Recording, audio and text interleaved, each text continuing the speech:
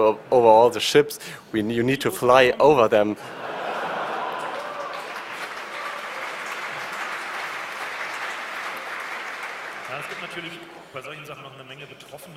And of course, there's a lot of people afflicted by this, by the economic crisis. For example, the pirates in Somalia, because when there's less ship transport, less boat transport, then there's fewer opportunities for piracy. Very innovative, and one of the most wonderful examples was what they've done with their payoffs. So there's this lovely case with the Saudi supertanker, and the ransom was organized by a box that was parachuted from an airplane with a little parachute. And the Somali pirates that we can't really see, they're on little ships around the tanker. And the sad end of the history of the story. And they wanted to run off with the ransom, and the sad end to the story was that they sunk because the ransom was heavier than they thought it would be, and their boats couldn't cope with it.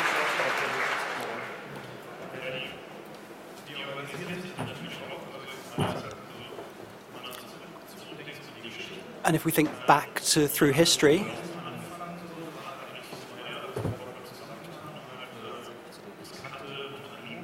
that it's about sharing risk, because lots of people have come together to spread the risk between them and then to profit together from that. That's the history of the market. So they did precisely the same in Somalia with the piracy market. Lots of people invested so that lots of people could profit. They've actually, in fact, they actually founded a market so that they could sell shares in piracy.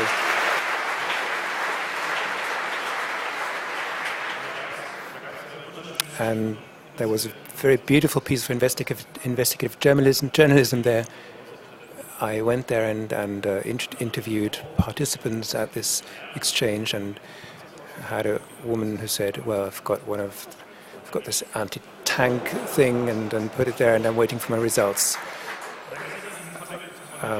In this context, there are bizarre news items. You just here is Novosti, who came up with a bizarre news item. The negotiations were made. There was a woman coming up there, an unknown American woman who claimed to be negotiation partner for the Americans, and made all kinds of offers, and this whole dragged along for a month, and it was just completely, the whole hiccup was completely introduced by this weird woman, and I guess she just wanted to help.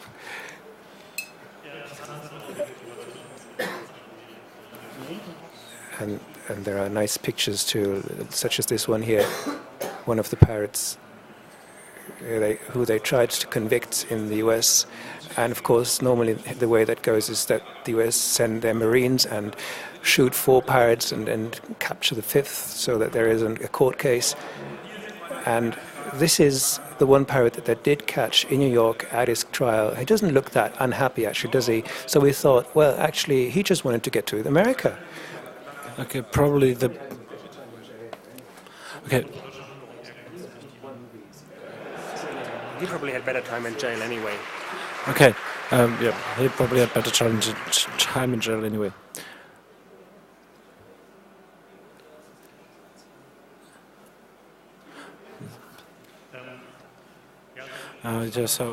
Together with pirates, there was also this funny interview with 2 directions of press, where the people had to sort of fiddle it around and fiddle it out, and it's about the pirates and the pirate party in Germany, and the old woman said, well, she likes the pirates and their ideas, but what they're doing in Somalia, that's really not okay.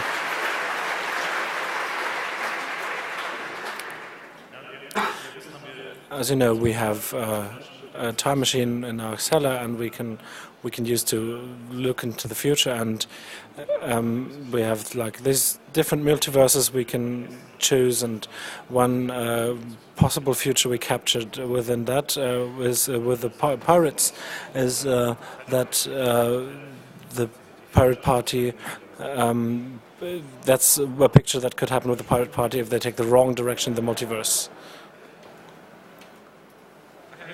Oh, yes, one other thing. The next story is also from The Economy, and if you think about it, so spying worked in the past, so you shoot a lot of satellites into the space, and today, for little money, you sell internet, and that's what Israel did. The Lebanon did. And the Lebanon figured out that all their traffic goes through Israel. And the reason is it's cheaper. Yeah, I mean, this is least cost routing. And the Lebanon is basically being run by the Hezbollah, and they didn't really find that too funny when they figured it out. And just a little bit later, when they identified that their IP goes over Haifa, they had very interesting, mysterious explosions in the area of the border. So what's important?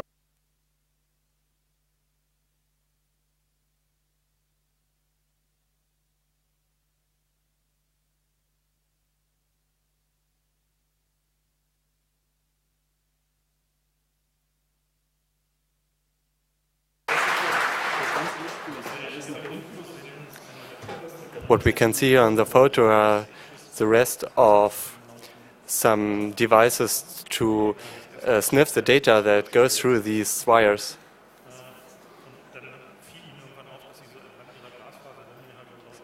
So eventually they noticed that there were along the fiber lines, there were some little rests of explosions.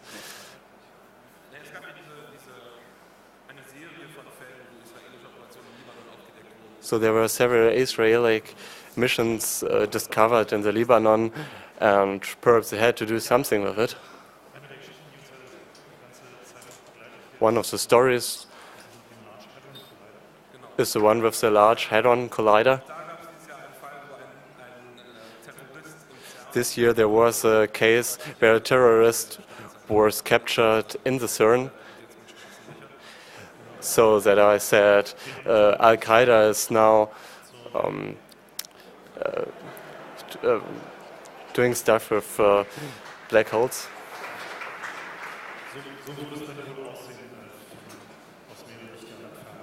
And that's how it would look from many light years away.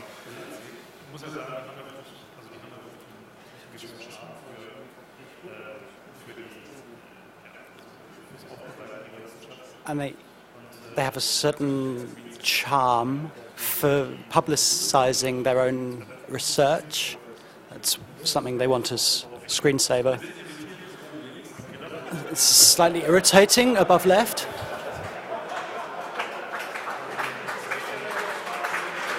But it's only about black holes, so what could happen there?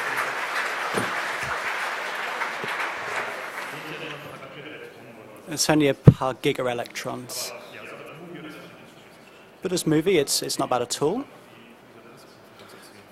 And we should really explain about the press conference that happened. So the director gave an excellent press conference, and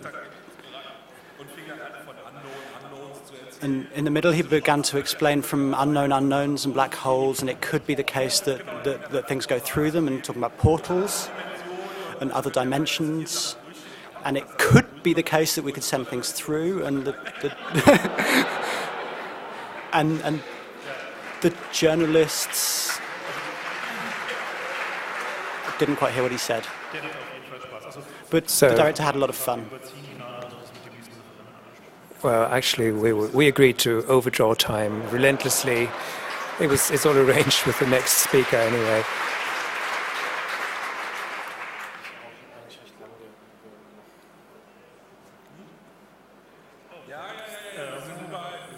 Yeah, they're everywhere. Of course. Someone you trust is one of us. Yeah, exactly. Okay. From black holes to other energy sources. This is... In Russia, a water power plant exploded. Not just any one, but the biggest in Europe. At least in Russia, a very large one. And, well, above a certain turbine size, there is a certain rotation latency, and And when one of these things gets moving, it goes through